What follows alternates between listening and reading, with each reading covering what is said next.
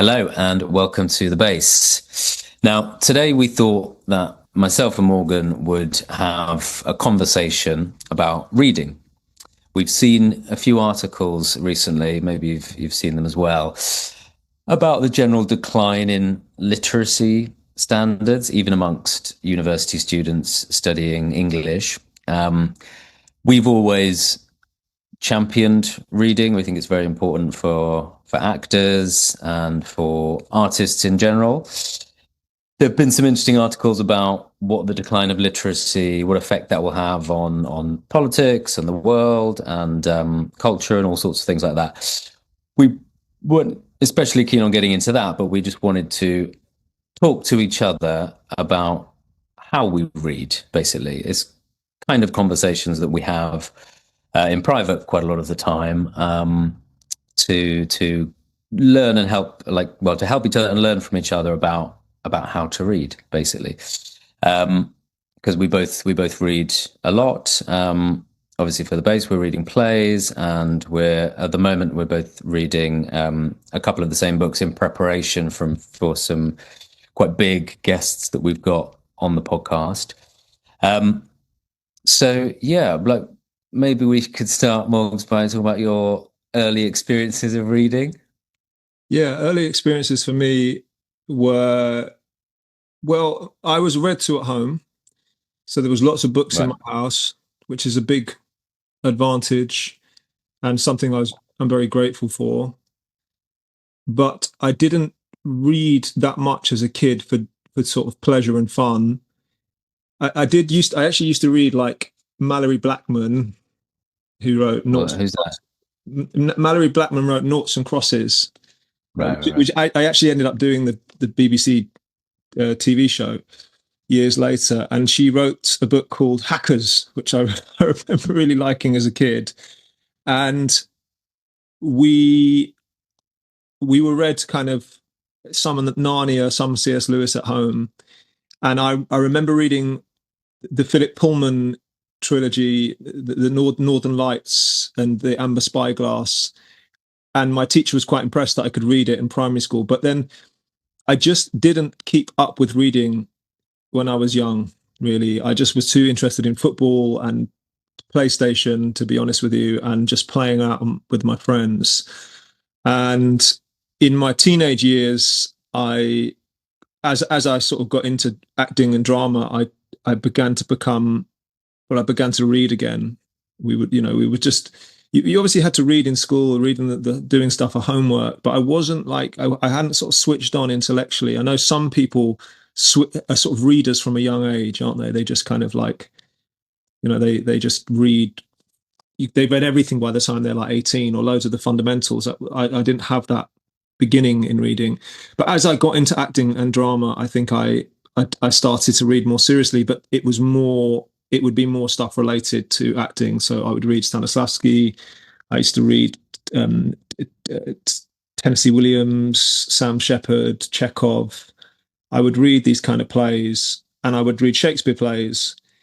But that was my sort of. I think I'll leave it there because I want to kind of go into like lots more around reading and my development with reading and why I think reading is important, what's happened to reading, how we deal with books in the new world, in the sort of phone obsessed world that we're all kind of parts of, and how important it all is, and why we all need to read books, basically, and why we all need to treat it like a discipline.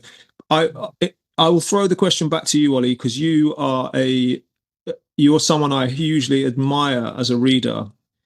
Kind of slightly frustratingly, I always ask you if you've read a book. That I'm very proud that I finished a book, and I ask you if you've read it, and you've usually read it when you were like 20, and I always feel like, oh damn. So every time I read a book that you haven't read, I always feel very proud of myself. But so with and you obviously studied English at uni, but what was your early experience with reading? Did you read as a child? Did your parents read to you? Have you always been a big book reader? No, not always. I mean, was read to as a child. I remember reading The Hobbit, Lord of the Rings stuff. Actually, I don't think I ever fully read The Lord of the Rings as a kid, but I was very into The Hobbit. Was actually very, very into audiobooks on cassette. I would listen to them every single night. I would also listen to sitcoms and like BBC dramas and comedies, just the audio of them for years and years before I'd even like seen the TV show. But I wasn't a massive reader as a kid, and then something happened. I don't know what it was, but around 14, 15, something really, really changed in my brain, and I remember just becoming absolutely like completely obsessed with reading, with the idea of like being well read. I don't know why. There must have been like cultural figures that I aspired to, that I was impressed by. Off the top of my head, people like Martin Amis. Like I became aware of novelists. I must have seen them on TV and stuff, and I was like, I really want to be like that. And I got the bug. And I read as much as I could. I used to have like weird targets, like I had to read 200 pages a day, mostly novels, like going through 19th century, 20th century novels, and there would have been quite a bit of non-fiction in there. But I remember having a teacher like a couple of years into that, so maybe at 17, 18, who was teaching us how to read quickly, how to read like lots of text in one go in a kind of cramming style. And I think this actually set lots of bad habits in me, because his thing was that you don't like follow each line like that. I remember him saying, if you want to see like a bad reader, watch their eyes and they'll be going like that, right? And you want to see a good reader, they'll be more taking in whole chunks of text. So you can kind of take in a paragraph, almost not reading it line for line, like your brain is kind of able to absorb and fill in the information. It might be like a speed reading technique, but I remember being deeply impressed by this and kind of doing this. And I remember reading like a lot very quickly like this, but in a way that I didn't absorb. And I remember then going into A levels and university and realizing I had to really slow my reading down and become much more attentive to the texture of each sentence, to the sound of each sentence. So I think I deliberately slowed my reading down, even getting into like drama school where we met. I was definitely reading much more attentively and closer, if maybe not so much. And like so many of those, you mentioned something that I was like, oh yeah, I read that when I was like 17. But I can't really remember it because I read too quickly, too much. Were you reading 200 pages a day when you were a teenager? When I was about 15, 16, yeah. That's quite incredible. Dickens and all sorts of stuff. And were you? Yeah. I mean, I would say that's a lot to read in a day. It's a ludicrous amount. Yeah. Yeah. Yeah. It's too much. It's too much to actually absorb what you're reading. Well, yeah. I mean, we can maybe debate that, because someone told me that you have to read for 6 hours a day if you actually want to be taken seriously as a thinker. I mean, that's probably true. If you want to be an academic, yeah, if you want to be a philosophy or literary academic, you probably do have to read that much every day. We're actors and writers and creators, right? So we can get off with a little bit less than that. We can a bit. Okay, so you had. That's a lot to read that's a lot of pages to read in a day. So okay, so we're kind of roughly up to when I met you.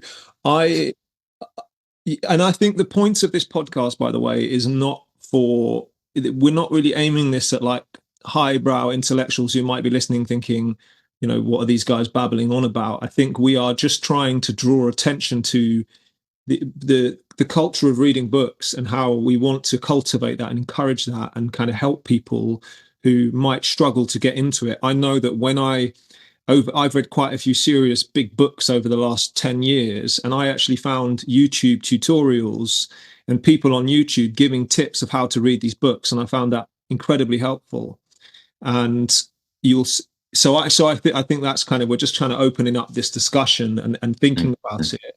I would say that when I was at college at sixth form, I was quite smart. I mucked around a lot, and to be honest, I smoked weed, right? So, which is not good. and it hampered my learning. And I thought it was cool. And I should have been. I wish I'd switched on intellectually when I was younger. I wish I'd had that competitiveness in me with reading. There is a culture in. I went to a state school in London. There is a culture of. In my school, there was a culture of competing to be stupid. It was you. Oh, really? Yeah, very, very, very much so. It's terrible culture. There was, if you were high in sports, you did well in sports. That was great. You had some kind of social credit, but there was an awful, sick culture that if you tried hard in class, you didn't get you got teased. Secretly, people would respect you for it, by the way, but it Mm. was a kind of culture of like it demeaned people who were kind of pushing themselves intellectually, and we would call each other, everyone would get called stiff, or that was the word at the time, which was like dweeb or geek. And there were obviously like dweebs and geeks in the school who were super cool in my secretly in my head. But the what I'm sort of saying is like I didn't I think for men, actually, particularly, like the competition is great. And if you had around you a thriving culture of competition, of people who were kind of trying to outread each other, that would have someone like me that would have benefited from that. And I'm not pointing fingers. I'm just Absolutely, sort of absolutely. addressing like these cultural issues that are in our schools that are all over the place. And I when I And it really matters. Go on, no go on, go on. well, okay, so when I got to sixth form, I remember reading like Roddy Doyle. I like drama. I really read all the plays in drama. I was very interested by Brecht and Chekhov and stuff. But I got sort of indoctrinated by a sort of a radical feminist Marxist teacher, who I didn't like and didn't like me. But weirdly, I wanted to prove to her how smart I was. So I ended up studying all her theories, and probably in a way switched me on early on to like sort of more like Marxist feminist perspectives, what would later be known as something more like woke. I think probably I was kind of I kind of understood a lot of those things, because this teacher, you'd have to write your essays to kind of satisfy her, and she'd give you good marks if you said this. But I have to say, she was quite inspiring, and she was kind of horrible, but kind of made you learn, right? And there weren't teachers who were the other side, like quite classical teachers who would talk to me about like, you need to read the classics or the Bible or any. I don't remember anyone saying that to me. My dad probably, if anyone did, would have said that stuff to me. And yeah, I think it's like it's a real, yeah, we've got a real degraded culture really in these areas. It matters so much, like what and who your cultural idols are. I mean, I think obviously it has to match with something in you, but it's connected to the competitiveness that you were saying as well. Like, what are your cultural aspirations? And I consider myself lucky that I latched on to figures in the culture who would be on TV and things like that, who seemed to have read everything, and that took hold of me as an aspiration, and that there was the social aspiration to have read the classics, to have a good grounding in literature. And yeah, I don't know, but it seems like there's not quite that much around, except on kind of corners of the internet that are really, really into reading and sort of bringing this back. And I that's that kind of, I think that's a very hopeful, like, good thing, that it is kind of cool to be reading, and to have a grounding in the classics. So most of my early reading of that time was novels, actually, and I would say probably still the majority of my reading is novels. Just about, it's probably like 60-40, probably. Um, and it's actually I find it a different part of the brain reading novels to reading history or philosophy or other nonfiction, and even from reading plays as well.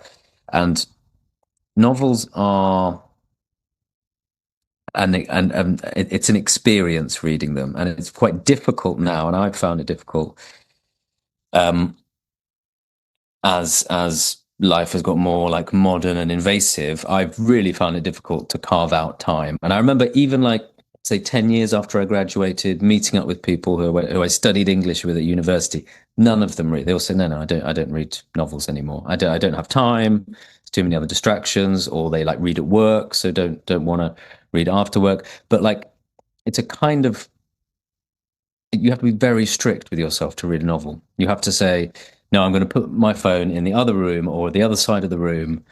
It's not going to be on loud. And I'm going to sit here. I can't even, if there's other people in the room, I can't even like have the absorption that I need to fully enter the stream and the flow of a novel. Because novels, I think, are about the flow of this other consciousness in words that you're entering into. So you have to be kind of ruthless, right? You have to say, no. For an hour, I mean, that's why public transport is good. Put headphones in, you can get into that flow. But at home, you have to say, I'm not going to watch anything. I'm not going to go out. I'm not going to help with the cooking. I'm not going to wash up. I'm going to read. And that gets more difficult as you get older. But it is like necessary if you do want to have read and be absorbed into those great books, right? Yeah. So it's very hard. I think there's a friend of mine who's a painter, and he's got all these wonderful books on his shelf. And I asked him, I said, when did you read all these? And he said, oh, in my 20s. I just had nothing else to do. I was in London and I was here, and there was nothing else to do. So I just would read all day. And he's read all of Tolkien, and he just, anyway, very impressive, impressive bookshelf behind him. So, okay. So I will fast forward us through our Morgan and Ollie's biographies of like reading, because I think we could just go in. This could be a podcast about mine and yours lives of books, which I would quite like to do, but maybe isn't the best thing for our listener. So through my 20s, I read quite a lot of books. If you saw me, I'd usually have a book with me. Right. When you meet me in public, I've usually got a book, because I'm always going to be reading something. And lots of them are sort of left-wing kind of books, like Ill Fares the Land by Tony Judt, or The Spirit Level, or I don't know, it's got those kind of books, and maybe like acting books, lots of acting books. And it was in my 30s that I began to look at the more serious stuff, right? I started to look at like the source authors. So in my 20s, I would have probably bought a book like The Basic Ideas of Plato or The Basic Ideas of Freud, and read those kind of things. But actually, in my 30s, I started to actually go, right, I'm actually going to read Plato or Jung or Freud or whatever. I'm going to go and actually read them. And I always find that they're actually a lot more accessible than you might have thought in the first place. I also read the Bible back to front, which I think is fundamental to reading and reality. And I think that would be one of my big things to encourage people, is to read the Bible, because it's like the source text to so many other things. And I think we have been impoverished by the lack of understanding of this book. Now, and I don't care if you're Christian or not Christian. I'm not at all preaching about it on a religious level, actually. I think it's intellectually so fascinating to read, and it connects you to this kind of this tradition of like 2,000 years or so of kind of study, and all the arguments that have come out of the Bible, from the Bible, around the Bible. And most generations around us, unless you come from a very religious house, or you are religious, will not know about the Bible. So I'm going to throw... When you were reading that, because that's obviously a very big book, how did you, obviously you didn't read it in one go, like how did you schedule the reading for that? Because that can be quite useful with big texts. Yeah, so the first thing I'm going to say about reading how you read is it's not easy. You have to make an effort. You're very rarely going to sit there and go, I really want to read that book, right? Until you become a reader and you become obsessive, like I am, and I think Ollie's a bit like you, which I am now. I've got books all around me, and I'm like, I need to read that, I want to read that. I want to nick a few moments to read a few pages, because there's so many books to read. But I do think, honestly, like people are just, they've got all these books, they want to read. How do you do it? How do you do it, right? You have to discipline yourself. I said to this young guy, I said, it's like going to the gym. You can't just get muscly and big and fit, or, good stamina, without starting somewhere, you go and you do a few reps. You know, pick up if you read a few pages today, then tomorrow read a few more. And you have to put time out of your schedule to do exercise for your body. It's the same with reading, particularly with phones. You have to put time out of your schedule for it. You have to see it as part of your growth as a person. As I would say, on a profound level, the growth of your soul, but intellectually, the growth of you as the growth of your brain, the growth of your language, the growth of your understanding of history, your context, your epistemological framework when you're in situations. You know, most people are arguing or coming into situations or posting things on social media, and they have no idea about anything they're talking about because they've never read a book on anything. They've just seen algorithms. Oh yeah, I'm upset about this or whatever it is. You read a book. Go away and read a book on that subject, and talk with your friends about that book. You know, and I don't want to get preachy, but it just has to be said. Like, it has to be said. You know nothing. I mean, you know nothing, Ollie. These, you know, and I think when you study more, you realize that's the thing. You realize is how little that's actually occurs to you, and that becomes almost enjoyable. That you realize you know nothing, but there's a lot of people who really know nothing. And so yes. So this is I haven't answered your Bible question, but you wanted to say something. but yeah, so that yeah, I think there's a lot of people ready to critique the Bible who haven't read it at all, right? And there's a lot of people ready to talk about what Marxism who haven't read any Marx or engaged in any Marx. A lot of people would dismiss Freud, haven't read any Freud. It's like such an easy thing to do, and it's easy to get slightly annoyed by it, but like it sort of shouldn't be acceptable, right? If you're going to like say something about Marx or the Bible, like you have to have read those. I've been so many conversations where people will just say those things and they won't have actually done it, or to dismiss Greek philosophy or Greek drama. It's like you can't really comment unless you've actually done the thing. It's so obvious and so sort of almost pedantic and silly, but it has to be said. We have to kind of start calling it out, right? And I think we have to be honest with it ourselves. You know, loads of people do not know what they're talking about. Like, people on the right don't know what they're talking about when they dismiss Marxists, you know, and it's easy to go, and I'm certainly not a Marxist, you know, but I kind of have to acknowledge I haven't read Marx. You know, I've read the Communist Manifesto, and I've maybe been indoctrinated by people who've had similar ideas to come from this world. I don't know, but it's not like we should show this respect. Now, how do we read all these like fundamental books? When have we got time? It's difficult, right? It's difficult for like great scholars to even get through all the big books, right? With the Bible, just quickly to answer your question on that, I just read it. I just started reading from the beginning, and I had one bookmark at the beginning and one bookmark in the middle of the Old Testament, and then one in the New Testament, and I would read. It was like 3 or 4 chapters or something from each every day, and I just chopped away at it like that. And then I was in. So you're reading the Old Testament and the New Testament simultaneously, then? Yeah, that was someone online had recommended that, and I did that, and that was interesting.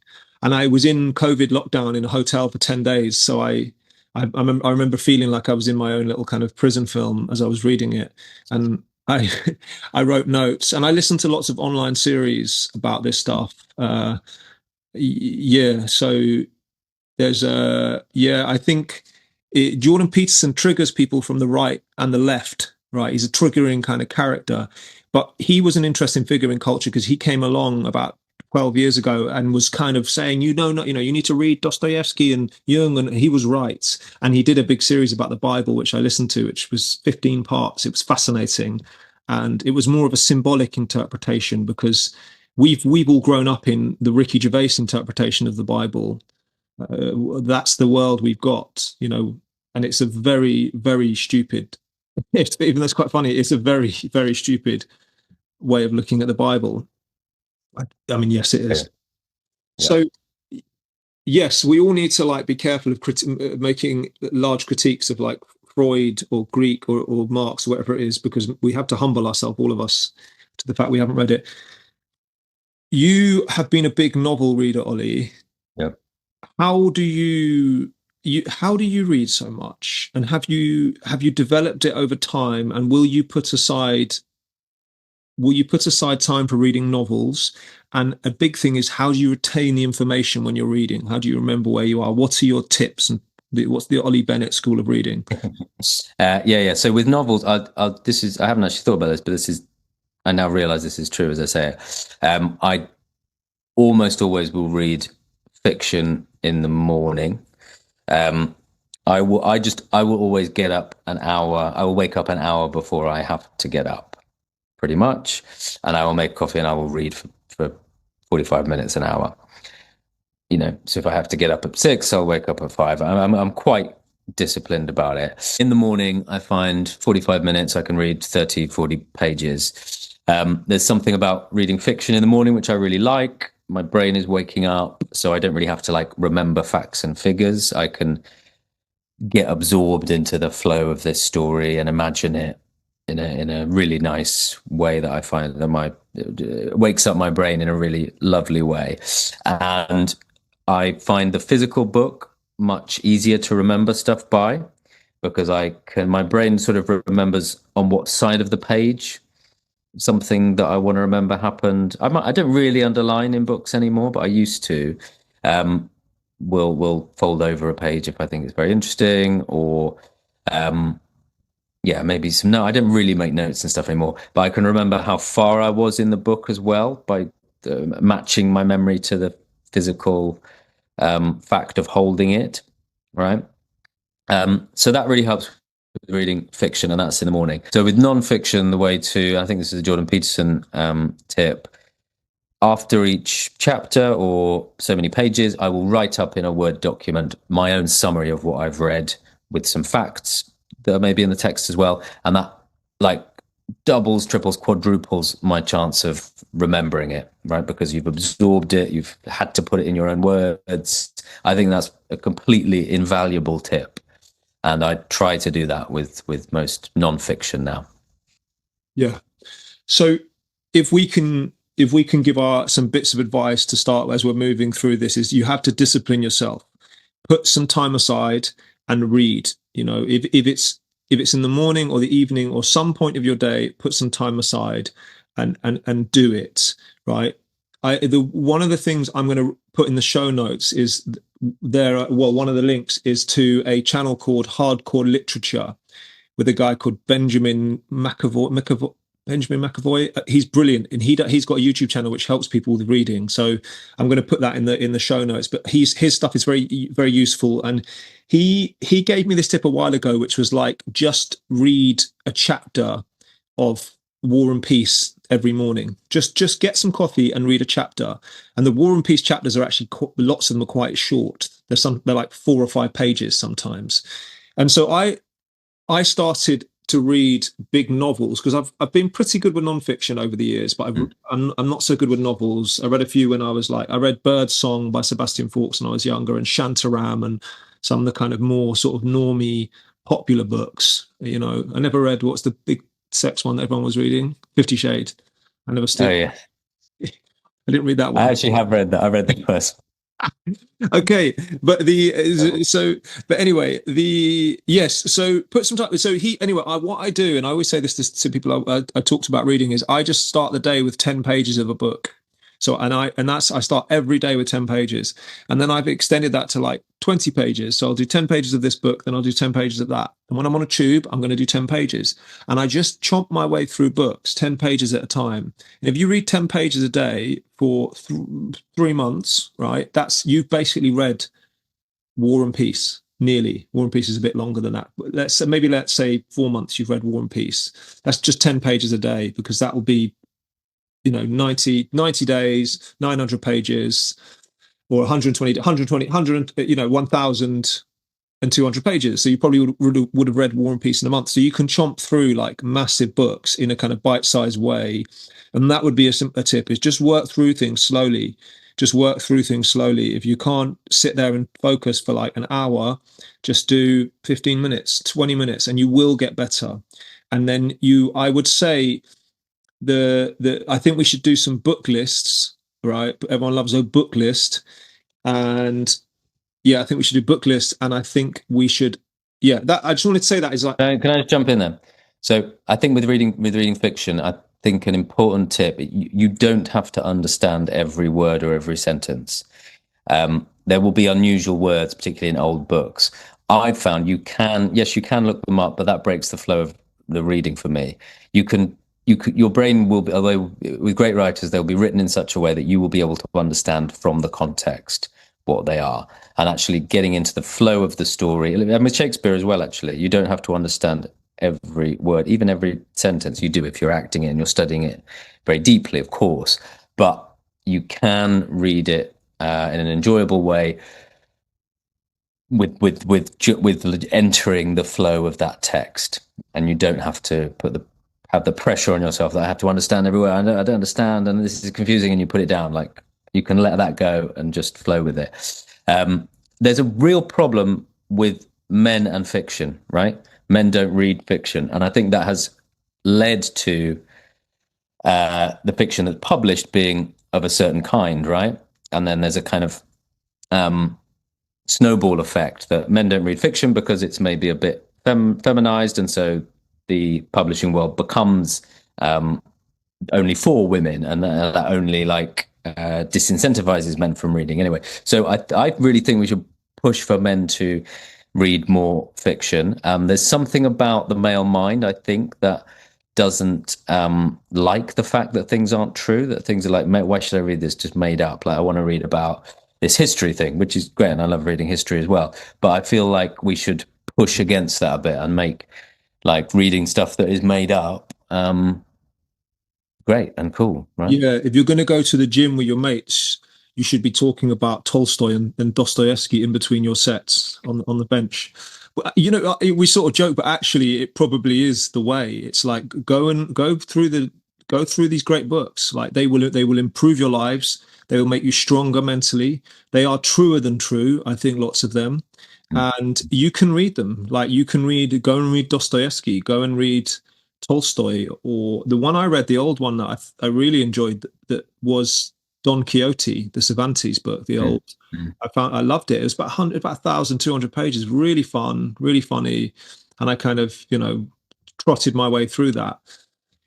And yeah, I think novels are really important. I think particularly for actors and dramatists, some people will have gone to uni and will have read loads, but I think we're aiming this at like anyone who's just wants to kind of hear a podcast about reading and how they might read. It's like, yeah, novels are going to be great for you. They're going to they're just going to expand your mind, and you learn about history when you read novels as well. You learn so much about, like, War and Peace will help you understand, well, some, because I'm not very good on this, but some of the stuff about like the Napoleonic Wars, and there's amazing chapters in War and Peace when Tolstoy is writing Napoleon, the character, in scenes. And I had this amazing connection as I was reading it, just this experience of hearing just this Tolstoy's Napoleon on the page. It was so wonderful. It was just such a wonderful kind of three-way. I was kind of interacting with Napoleon and Tolstoy at the same time.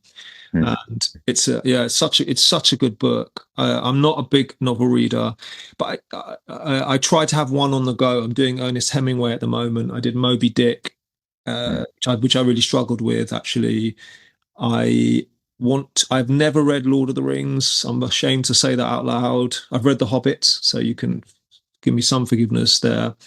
I think how do you retain information is as we were sort of talking about. I once read a book called Jerusalem by Simon C. The historian Simon, whatever his name is, Sebag. There you go. Perfect. It's literally in front of me, as you said. There you go. It's like it was meant to happen. I read that, and I remember writing notes. I was writing notes, but I after it, man, I couldn't remember a word of the thing. It was like 600 pages, and I read it, and I was like, and so after that, I went, right, I'm never doing that again. So the next book I read was Destiny Disrupted. Very good book about Islamic history. And I would speak to anyone I could about that book. So I would encourage a culture of speaking about what you're reading. Talk to your friends, read books together. Just talk to people about something. Teach someone you're with about something. Do you know about this point of history? Did you know about this? Spread a culture. We need to spread a culture of intellectual excellence about the place, right? Make it like a cultural thing that we're talking about books. We're discussing books. We're not going to be wasting our time on this slop, world of slop, which we're all suffering so much in. And yes. So the other thing I do, Ollie, that I wanted to quickly mention is I do audio recordings, reviews of my books. Oh, okay. So every single one of my books that I read, I review, and I go over my thoughts, and I kind of have the book with me, and I talk about the bits I can remember. So I sort of do like a 10-minute review of the book on my own. It's on my laptop. So when I die, someone can find it on my laptop and go through all my, book reviews. But that keeps me thinking about it. And because I've just found now, because I read so much and I'm reading all the time, I've got so many books on the go, I do just retain information a lot better now. I just I remember I could get all of my I'm reading about 7 books at the moment. I could tell you everything that's going on in all of them. Yeah, quite easily. I could tell you the sort of what's happening on the page I've just been on. So I think you develop a bit like with working out. The more weights you do, or the more running you do, the faster you can run, the longer you can run. It's the same with reading. Like you can suddenly, oh yeah, I know that, but you can do it. Or martial arts, you learn all the different moves. It's in your body. It's just in you. And this is training. It's a training. You have to be trained. And I actually just one anecdote that occurred to me then. I remember when I was reading a lot quite superficially and not retaining as much as I needed to. Yeah. I had an interview at Oxford University, and I was interviewed by a very, very famous critic and poet called Craig Raine, very tough guy.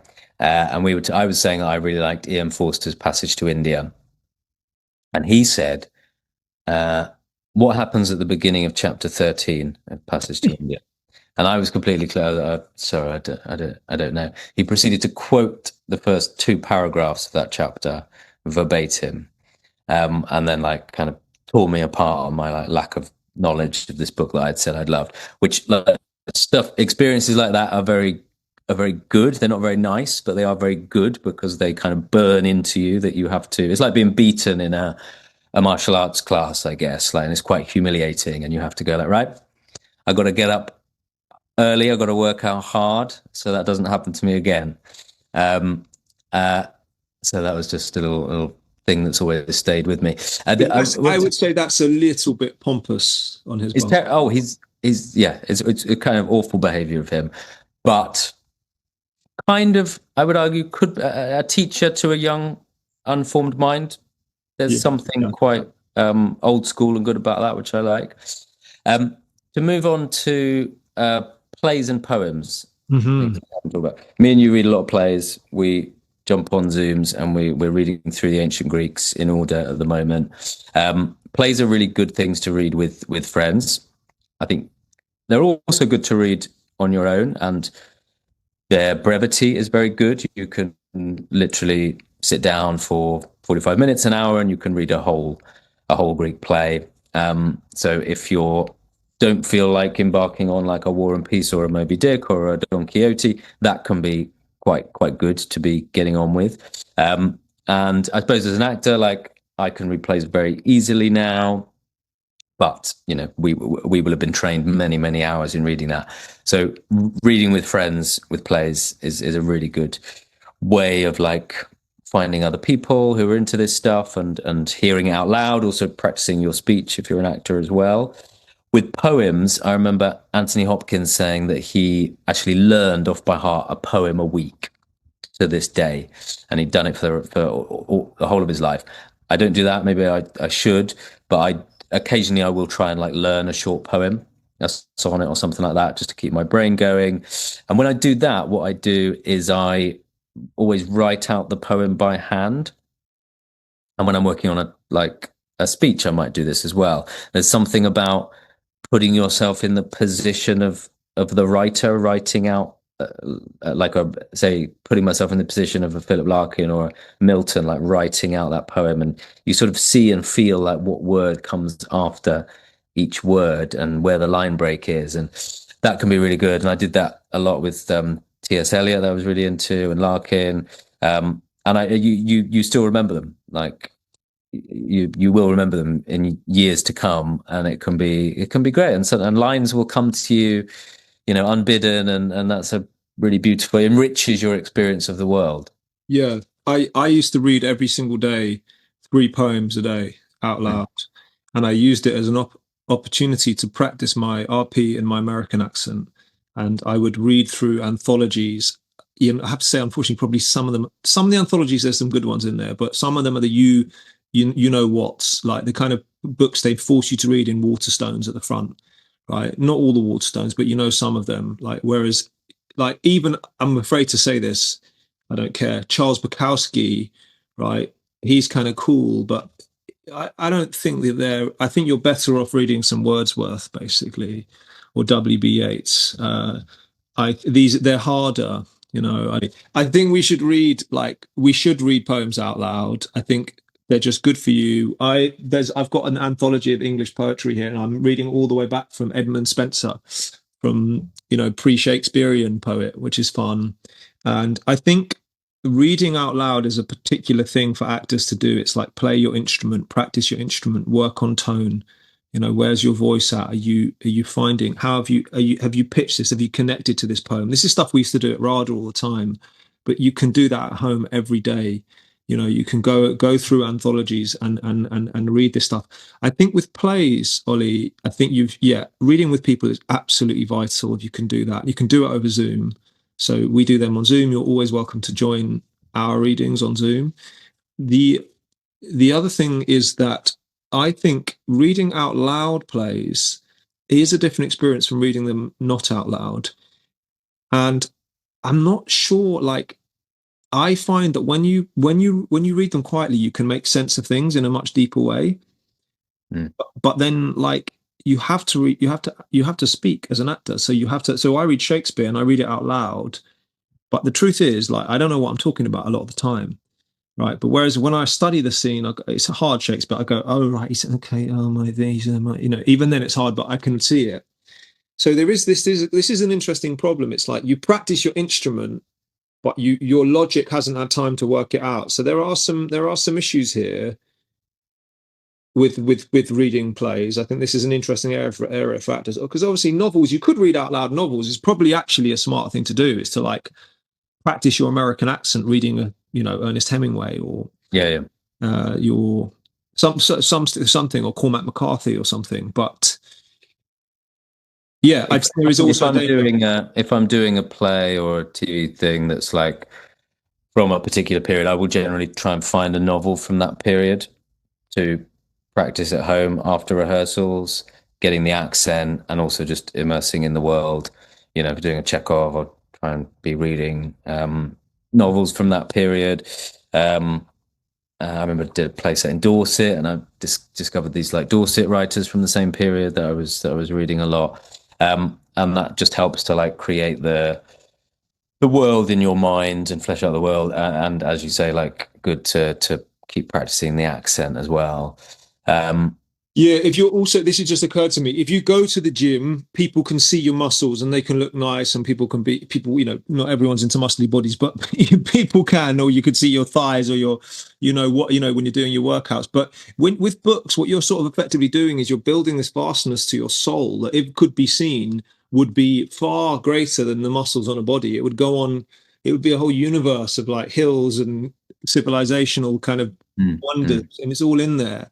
And it's, you know, it's interesting. You do meet these kind of geeky people who, like, can barely hold a conversation, but inside their head, they've read more novels than you could imagine.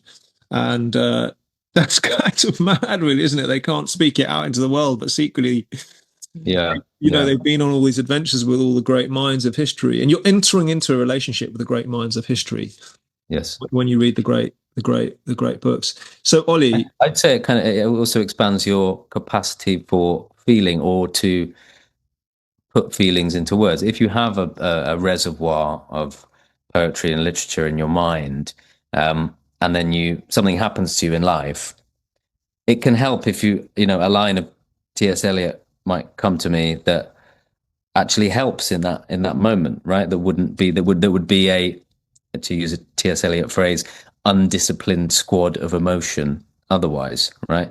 And it kind of, to quote Shakespeare, gives to airy nothing a local habitation and a name. And there's something about, like, naming into words an emotion and feeling that a reservoir of literature can give you, and that is helpful. Yeah. So let me just kind of package some of our advice. Is discipline. You have to discipline yourself to read, like you have to go to the gym or do exercise or do your chores, right? You have to discipline yourself, and you have to find ways of retaining the information. So is it talking about it with people, writing notes as you go? I would say look for help online, find some people. There's lots of YouTube channels, and you can Google plays or books and find out what they're roughly about. And I would say seek out books that the mainstream do not present to you. That would be like they don't want you to read like the greats. They want you to read this crap in Waterstones at the front. So I don't, you know what? I go to Waterstones quite a lot, and I don't know if I'm slagging off Waterstones, but yeah, Waterstones I'm getting to the point where I don't care anymore. There are great books that you're not being told about that you should read, and someone should have come up to you and given that to you. I wish someone had to me. And so, go deep, go into history. Now, I'm going to ask you, what can we do a little list of some big must reads from history? And we obviously have only read so many books, me and you. We are not trying to pretend we're great scholars. We're not. But shall we attempt to do a list of great thinkers and writers throughout history that people should read, and they don't have to be people we've read?